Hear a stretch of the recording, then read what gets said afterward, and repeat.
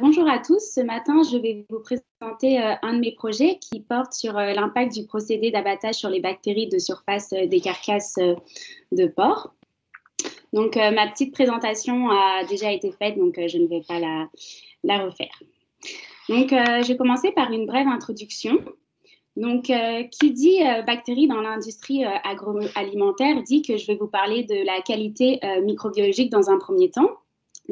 Assurer cette qualité microbiologique va permettre de prévenir l'exposition du consommateur à des dangers microbiologiques, qui va permettre de garantir la qualité organoleptique de la viande et, le plus important ici, de garantir la salubrité des dangers d'origine animale pour que nous tous, consommateurs, on ait une viande salubre dans notre assiette et qu'elle soit la plus propre microbiologiquement parlant. Donc, ça veut dire que le consommateur ne veut pas de bactéries à la surface de sa viande et dans son assiette. Assurer cette qualité microbiologique passe également par la garantie de la sécurité sanitaire. Et pour ça, il va y avoir deux grands contrôles. Le premier, ça va être le contrôle des agents responsables de toxi-infections alimentaires comme Salmonella et Listeria. Et ça va être vraiment un enjeu de santé publique parce que ces bactéries pathogènes vont être responsables de maladies d'origine alimentaire chez l'homme, donc ça nous rend malades. Vous avez sûrement déjà peut-être entendu parler de la salmonellose ou de la listériose. Donc, le deuxième grand contrôle, ça va être celui des micro-organismes de surface dits d'altération. Donc, dans ce cas-là, ça va être un enjeu économique parce que ces bactéries ne vont pas être dangereuses pour la santé humaine, mais elles vont être à l'origine de la putréfaction et de l'altération de la viande, donc qui va amener au gaspillage alimentaire et qui, bien sûr, engendre des pertes économiques aussi bien chez l'industriel que chez le consommateur. Donc, à l'heure d'aujourd'hui, qu'est-ce qu'on sait en gros sur la diversité microbienne des surfaces des carcasses? Donc, on sait que les bactéries vont être diversifiées, qu'elles ne vont pas être uniformément distribuées à la surface des carcasses et que les parties fortement contaminées peuvent varier d'une carcasse à l'autre. Donc, il y a beaucoup d'études qui s'intéressent aux bactéries de surface des carcasses, mais par des méthodes classiques de microbiologie. Donc ça va passer par l'utilisation de milieux de culture pour le dénombrement et la détection. Ces études vont être limitées parce que la plupart des bactéries ne sont pas cultivables. Donc c'est pour ça que nous, on va s'intéresser à l'analyse du microbiote de surface de carcasse. Donc qu'est-ce qu'un microbiote? Ça va être l'ensemble des bactéries présentes dans un environnement donné. Donc, au niveau des sources de contamination des carcasses, c'est sûr que tout le long de la chaîne de transformation de l'animal en viande, donc que ce soit de la ferme au consommateur, il va y avoir plein de sources de contamination. Moi, aujourd'hui, je vais vous présenter vraiment les principales sources de contamination à l'abattoir. Donc, ça va être vraiment l'introduction de bactéries par l'environnement de l'abattoir et par le personnel. Et la plus importante va être via le microbiote intestinal lors de l'étape d'éviscération. Donc, en gros, c'est que toutes les bactéries présentes dans l'intestin vont potentiellement contaminer la surface des carcasses. Donc, il y a beaucoup d'études qui s'intéressent au microbiote intestinal du cochon à la ferme. Et ils ont démontré que des animaux issus de diverses fermes portaient des microbiotes intestinaux différents. Il y a très, très peu d'études dans le monde qui s'intéressent aux microbiotes de surface des carcasses à l'abattoir. Il n'y en a aucun au Québec et au Canada. Et du coup, moi, j'ai voulu aller voir ce qui se passait à l'abattoir et voir du coup si des carcasses de différentes fermes qui arrivaient à l'abattoir avaient des carcasses avec des microbiotes de surface différents. Donc, pour ça, en méthodologie, je suis allée échantillonner dans un abattoir de porc du Québec le même jour. Et j'ai échantillonné 26 échantillons de carcasses de haute carcasse et des 26 échantillons de bas de carcasse provenant de 6 lots de porcs distincts. Donc ici, pour moi, l'eau, ça va être un groupe d'animaux issus de la même ferme et qui est abattu au même moment. Et donc, j'ai déterminé le microbiote par les technologies de séquençage à haut débit. Donc, au niveau des résultats, je vais vous présenter pour commencer la composition du microbiote, donc en fonction du haut et des bas de carcasse. Donc là, dans le graphique, vous allez voir que chaque couleur correspond à une famille de bactéries bien précise. Donc, que ce soit pour le haut et les bas de carcasse, on voit que la couleur orange est vraiment prédominante et correspond à la famille des Enterobacteriaceae, suivie par la famille des Micrococcacées. Donc là, on va suivre en termes de couleur, ça sera plus simple pour vous. On voit que, par exemple, il va y avoir des bactéries qui sont vraiment des familles de bactéries qui vont être spécifiques au haut de la carcasse Comme vous pouvez le voir, le violet en bas, qui représente la famille des Streptococcacées, n'est présente que dans les hautes carcasses et pas dans les bas. Donc, on a acquis cette composition du microbiote. Maintenant, on se dit quelles sont ces bactéries et surtout d'où proviennent-elles. Donc, comme on s'attendait, les grands gagnants, bien sûr, c'est la plupart des bactéries qu'on a retrouvées provenaient du microbiote intestinal, mais on a également retrouvé des bactéries qui sont initialement présentes dans les amygdales, sur la langue et dans la vésicule biliaire. Donc, on les a retrouvées à notre surface de carcasse. Donc maintenant, quand on parle de microbiote et d'analyse de microbiote, on va vraiment regarder la richesse, la diversité et la structure. Donc je suis bien consciente que c'est des notions qui ne sont pas courantes et connues. Donc en gros, la richesse, qu'est-ce que ça va être? Ça va être le nombre total de bactéries et la diversité, ça va être ce nombre total lié à la quantité et à l'abondance. Donc dans un premier temps, j'ai voulu regarder entre mes hauts et mes bas de cochon si j'avais une différence, et ça s'est avéré que non, la diversité et la richesse étaient égales. Malgré, comme je vous ai dit, qu'il y avait des bactéries qui étaient quand même spécifiques à chaque partie du cochon. Donc ensuite, j'ai voulu vraiment regarder ce qui m'intéressait entre mes silos de porc que j'ai échantillonnés, et pareil, il n'y avait pas de différence de richesse et de diversité. Donc maintenant, par rapport à la structure du microbiote, donc généralement, on génère des graphiques comme celui-ci. Donc, le principe est plutôt simple. Donc, en fait, chaque point va représenter un échantillon.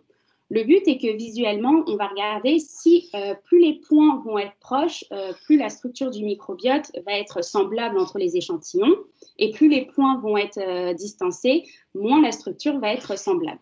Donc ici, les ronds correspondent aux échantillons de bas de carcasse, les triangles pour les hauts, et les 6 couleurs distinctes correspondent aux différents lots qui ont été échantillonnés.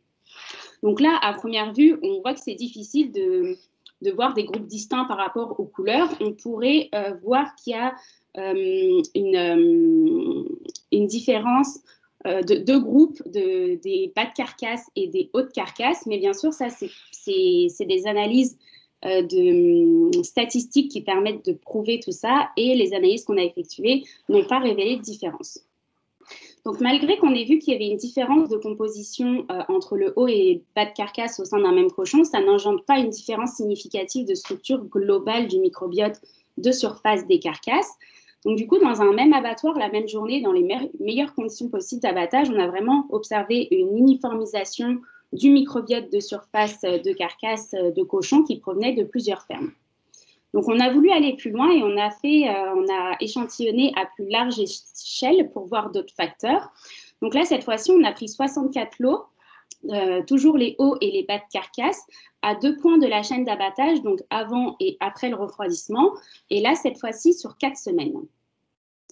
Donc, les premiers résultats préliminaires que je peux vous montrer aujourd'hui, c'est qu'en fonction de la partie haute et de la partie basse, on a vu qu'il y avait une richesse plus élevée dans le haut de la carcasse. Donc, le haut, ça va correspondre vraiment au niveau des fesses et des longes de porc, comme le cochon est abattu et suspendu par les pieds à l'abattoir. Donc, du coup, c'est un peu logique, sachant que le haut va plus correspondre au niveau de l'anus et des intestins, donc avec le microbiote intestinal. Au niveau du facteur temps, on a vu qu'au sein d'une même semaine entre les journées, il n'y avait pas de différence de richesse et de diversité, mais une différence de structure. Donc, qu'est-ce que ça veut dire? Ça veut dire qu'on a la même quantité de bactéries et le même nombre, mais cette différence de structure nous prouve que les bactéries ne sont pas les mêmes.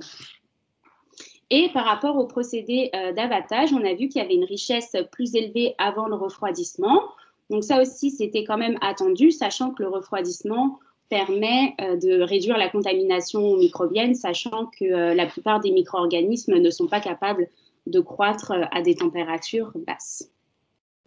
Donc, en conclusion, on a pu mettre en évidence que le microbiote de surface est principalement constitué de bactéries souvent présentes dans le microbiote intestinal, mais dont la variabilité attendue des microbiotes intestinaux n'était pas présente.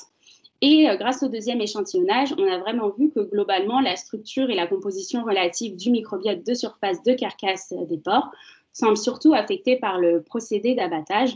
Donc, c'est vraiment primordial et important que le procédé d'abattage soit vraiment bien réalisé dans les conditions pour vraiment assurer cette qualité microbiologique. Et vraiment, l'analyse du microbiote de surface, je pense que ça peut vraiment avoir un grand intérêt pour l'industriel, pour vraiment connaître toutes les bactéries qui sont présentes et aider l'industriel à savoir la constitution de son microbiote de surface de carcasse pour améliorer la qualité microbiologique, pour améliorer la durée de vie des produits, limiter l'altération et bien sûr limiter le gaspillage alimentaire. Et le but serait d'utiliser ce microbiote de surface comme valeur indicatrice de la salubrité des viandes pour assurer une grande sécurité dans l'assiette du consommateur. Donc, merci beaucoup de votre attention. Et merci beaucoup, Charlotte. C'était très intéressant. On pourrait passer maintenant à la période de questions. Est-ce que j'avais ou... tu peux laisser ta présentation en partage si jamais tu en as besoin là, pour faire la réponse. OK. Donc là, j'attends les petites mains qui se lèvent. Il y en a 2. Pas long, je vais essayer de les... Donc, je vais donner la parole à Dan Bussière.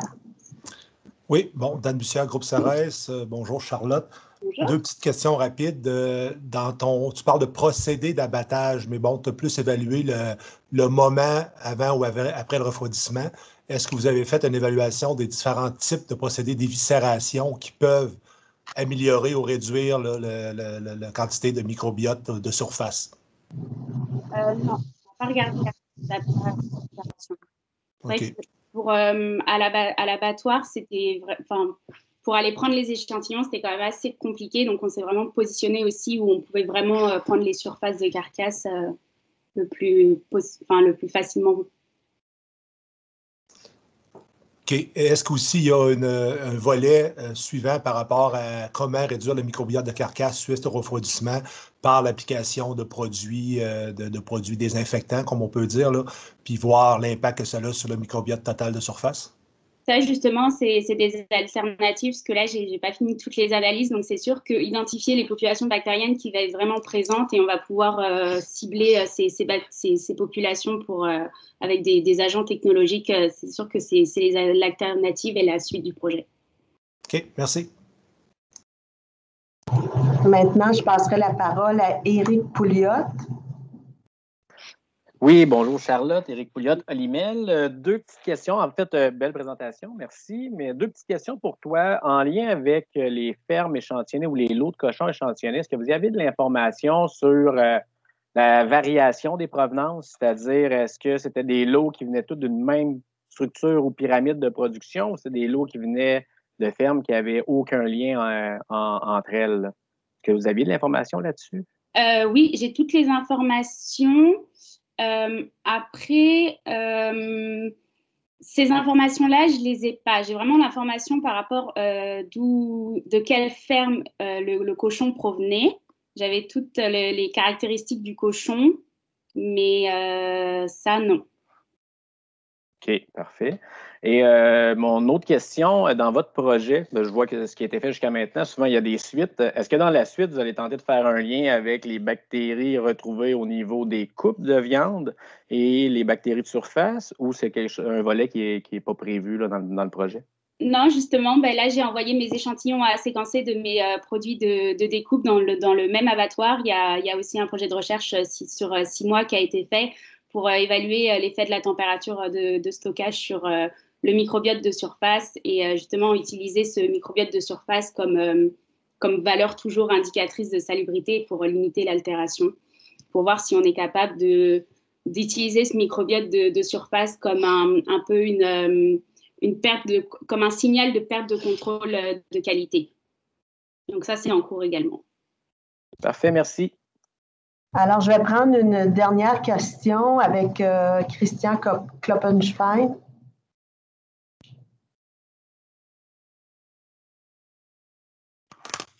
Merci pour la présentation, c'était très intéressant. J'ai juste une question où j'ai peut-être pas bien suivi. Quand on est à l'abattoir, après le processus d'abattage, les cochons ils passent dans l'échaudage, après ça ils passent dans un brûleur pour bien. Puis, quand ils passent dans le brûleur, dans le lance-flamme, ça quand même assainit beaucoup la surface. Ton prélèvement, il a été fait avant l'éviscération ou après l'éviscération? Et d'après toi, après l'éviscération, est-ce qu'on avait le microbiote sur la surface avant l'éviscération? en termes de comparaison? Non. On a pris vraiment le microbiote après l'éviscération, tout de suite après, entre l'éviscération et le refroidissement. Donc, moi, ma question, qu'est-ce que tu as trouvé sur tes carcasses? Est-ce qu'il y a une partie qui pourrait avoir survécu à travers le lance-flamme ou tu considères que le lance-flamme, il devrait avoir pas mal stérilisé? Je pense que ça doit pas mal stériliser, que c'est vraiment cette étape-là qui est à l'origine de la contamination des surfaces des carcasses. Merci beaucoup. Alors, merci beaucoup, Charlotte.